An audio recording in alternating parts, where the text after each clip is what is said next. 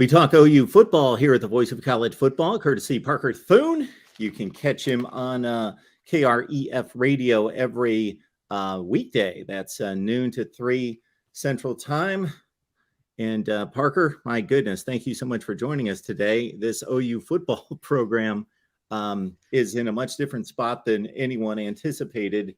The 3 wins and then 3 losses in horrific fashion, at least the last 2 weeks. You know, maybe in the famous immortal words of Vince Lombardi, you know, what the hell is going on out here kind of thing. Yeah, to say the very least, Mark, it's really difficult to diagnose. Well, I shouldn't say it's difficult. It's also very easy and very difficult. It's very easy to point to the reasons why Oklahoma is 3-3. It's very difficult to figure how on earth this team, which had so much promise and so much talent, at least on paper, heading into the 2022 season, has fallen on their face like this. And so it is kind of a paradox right now for those that cover the team, for Oklahoma football fans, because it's still a really good football team on paper, but obviously, Mark, games aren't won on paper. And right now, the Sooners aren't winning games on the gridiron. Obviously, that 49-0 loss to Texas last weekend in the Red River Showdown was as close to rock bottom as this program has been in a quarter century. I mean, things are bad right now for Oklahoma football. So now the question becomes, how soon can you get this thing back on track? Because you got a date with Kansas this weekend, 11 a.m. kick in Norman, heading into an open date October 22nd. So if you can head into the bye at 4-3, get the opportunity to lick your wounds a little bit and come back on the other side stronger and ready for that tough finishing kick in the Big 12, which is going to include home dates with Baylor and Oklahoma State and a road trip to West Virginia, then you feel okay, all things considered, about being able to put this spiral behind you. But if you lose your 4th straight to the Jayhawks this weekend, a very resurgent and very resilient Kansas football team, man, you risk the wheels falling off even more so than they already have. Yeah, Parker, like you, it's easy to see what's happening. It's more difficult to uncover why it's happening, because for the first 2 weeks of the season, this team played like a top 10 team, albeit inferior foes, but they did what a top 10 team does. And then in week 3, that's the interesting part to me, that turn between week 3 and week 4, because Nebraska's not a good football team, but they're not getting stampeded by anybody. They play everybody close. They play top 10 teams close, and Oklahoma could have named the score.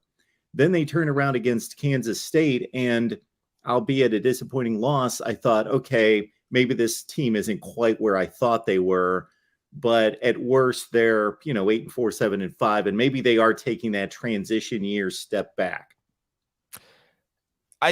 For me, Mark, it's interesting because I more look at that week between Kansas State and TCU, because you think about that series between OU and Kansas State over the years. It was honestly pretty easy to write that loss off to the Wildcats, because could have just acknowledged, look, this team, for whatever reason, has Oklahoma's number. This is the 3rd time in 4 years that the Wildcats have gotten the better of Oklahoma. So don't know what it is in the water up in Manhattan, but maybe Chris Kleiman and his football team just have what it takes. They just have that juice every year to beat Oklahoma. That was kind of the prevailing line of thinking. And then Oklahoma goes down to Fort Worth and gets it laid on them by TCU, 55-24. That was the moment at which everyone realized, oh boy, there are problems here. And it wasn't just the coverage busts on defense. It wasn't just the inability to contain the run. When Dylan Gabriel exited that game in the second quarter with a concussion, I think a lot of Sooner fans' worst nightmares came true, because as journalists, as pundits, as people who cover the team, Mark, that was the one thing we were talking about all offseason was, hey, if there's one thing that's going to sink this team, if there's one thing that's going to hold them back, it's an injury to Dylan Gabriel, because the quarterback room beyond 8 is not great. Not great at all. And you saw that against Texas in all its lack of glory. And the Sooners are expecting to get Gabriel back this weekend against Kansas, but that just kind of illustrates the point, Mark, that if if there were to arise a situation where Gabriel had to miss substantial time as opposed to just 1 week, this season could get out of control for Oklahoma very, very quickly, because he is what's kind of holding it all together. And he has not been perfect. He's encountered a lot of criticism from the fans for his play. But at the end of the day, man, he gives you way more of a chance to win football games than anybody else on the roster at that position. Yeah, the stat sheet is still pretty glossy for him, but a lot of missed throws, overthrows, that sort of thing. Yeah. But yes, by far a significant upgrade from what is on the field after him, which is, if we have to go there at any point during the rest of the season, I don't think anybody that wears crimson wants to see Davis Bevel. Is Nick Evers ready for some game action, meaningful game action? Well, he better be, because, again, I think the second Davis Bevel steps on the field, man, you feel for the kid, because he's a good guy. He is. But he is going to get booed off the gridiron. And the Sooner fans want no part of that guy at this point in time, because of what just happened and how embarrassing it was to watch their football team get throttled by Texas. And it's not all on Davis Bevel, right? There's fault to be found in Jeff Lebby's game plan. There's fault to be found in the Sooners' defensive effort, which was putrid for the third consecutive week. 3 straight weeks now, Mark, that they've allowed over 500 total yards of offense. They have demonstrated a complete inability to stop the run in any form or fashion. So there are issues aplenty across this roster and across this program, but the most conspicuous of those was the play at quarterback beyond Dylan Gabriel in both the TCU game and the Texas game, because I think most every fan came to acknowledge and realize that if Davis Bevel is truly your best option beyond 8, then you better hope that Gabriel gets back quickly, and doesn't miss another snap in 2022, because there is no hope of winning football games with anybody else. And to answer your question about Nick Evers, I think what makes this difficult is that, in general, when it comes to quarterback play, Oklahoma fans are somewhat spoiled. And I think that's why Gabriel has encountered as much criticism as he has. Not because he's been bad, because he hasn't. By all measures, he's actually been pretty dang good. But when you stack up what he's done and or hasn't done alongside the legacies of guys like Jason White, Sam Bradford, Baker Mayfield, Kyler Murray, Jalen Hurts, it's less than impressive at Oklahoma's, at least in comparison to what it would be if Dylan Gabriel was wearing any other uniform. It's the same phenomenon with Nick Evers, because in 2021, Sooner fans got spoiled by a true freshman wonderkind in Caleb Williams. And the harsh reality, Mark, is that it is very difficult for any true freshman quarterback to make a tangible impact at the collegiate level, especially at the Power 5 level. Those guys are few and far between. Caleb Williams was one. You rewind a few years, Trevor Lawrence was certainly one. Sam Howell was one at North Carolina. But that is very much the exception and not the rule. So expectations need to be tempered with Nick Evers, because it's just not fair to expect that a true freshman is going to be ready right off the bat. But given the discourse surrounding Davis Bevel and the game plan on Saturday that made every effort to keep the ball out of his hands, there are plenty of folks clamoring for Evers to get the opportunity if there were to arise a situation in which Gabriel had to miss additional time. We've got Parker Thune on the line, OU Insider, Sports Talk, 1494.7. The Ref. You can catch him weekdays, noon to 3 Central Time. On the defensive side, this is what is even more alarming. You know, the double nickels against TCU, and you're talking about 500 yards each week. They were working on 700 and didn't even need to score in the fourth quarter. And Brent Venables obviously has such a reputation as being a defensive guru that you just figure, regardless of the personnel, whatever roster he's handed, he just automatically is going to make it better on that side of the ball. And it just hasn't happened. Well, and I think what the last 2 weeks, the last 3 weeks, what the last 3 weeks have shown everybody, Mark, is that Brent Venables needs to take more control of his defense, because right now, defensive coordinator Ted Roof, who is a journeyman in every sense of the word, won a national championship on staff at Auburn in 2010, but he has been a million different places over the course of his career. He's the one calling the defense at the moment. And Brent Venables is great friends with Dabo Swinney. He's great friends with Nick Saban. Those are without question the two most decorated, most accomplished, and best football coaches at the collegiate level right now. And with where they are at in their careers, it behooves them to be CEOs within their programs. That's something that they can do at this point because of what they've established, the culture they've instilled, and the vision that they have people in place to execute. Brent Venables isn't even close to being there yet at Oklahoma. And so I get the sense that he's trying to be the CEO and he's trying to take his hands off the wheel and let Ted Roof do his thing with the defense, but it's not working. And at a certain point, you have to acknowledge, hey, this is not working. And it just doesn't make sense for the best defensive mind in college football to be standing there on the sidelines trying to manage everything. No, that's the guy that needs to be calling the plays. And so I wonder how long it is before Brent Venables usurps those duties from Ted Roof, because until he does, I'm not convinced things truly get turned around for Oklahoma on defense.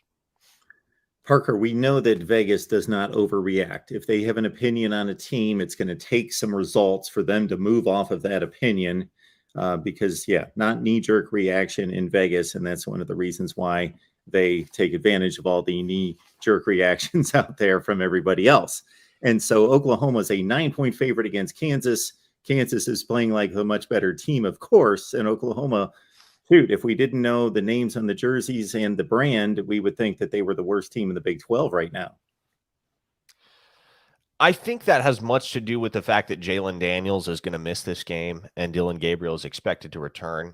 I think it's pretty surface level when you look at the reasons why that is and why that spread remains so large in favor of Oklahoma, because I was surprised. I was very surprised when that line came out on Sunday that Oklahoma was favored, and not only favored, but favored by multiple possessions. But I think that is indicative of the fact that the expectation for Oklahoma is that they're going to shake back, especially with Dylan Gabriel back at the controls in that offense. And I will say Kansas's backup quarterback, Jason Bean, had himself a pretty nice game against Oklahoma a year ago up in Lawrence. So he is by no means a scrub, and he's a guy for which Oklahoma is going to have to very intentionally game plan. But Oklahoma is still the more talented football team on paper than Kansas. The question now is, can they figure out some of the issues that have plagued them over the last 2 weeks, get in the film room, fix the issues, fix the busts, and come out on Saturday, play inspired football once again, and be able to get back on track with a victory? I think they can. I think they will, but nothing is going to be handed to them in this Big 12, least of all with Kansas. That was the game that everybody would have circled before the year as the layup, right? Well, there's no layup in the Big 12 anymore, Mark. There's not even with Texas Tech and West Virginia. There's nobody in this conference that's just going to roll over and let you give them a whooping on any given Saturday. And Jason Bean, in addition to coming within a possession late in the game before Caleb Williams worked his magic of possibly pulling off an upset, also spun it pretty well against TCU last week in a near upset win for the Jayhawks, their first loss of the season.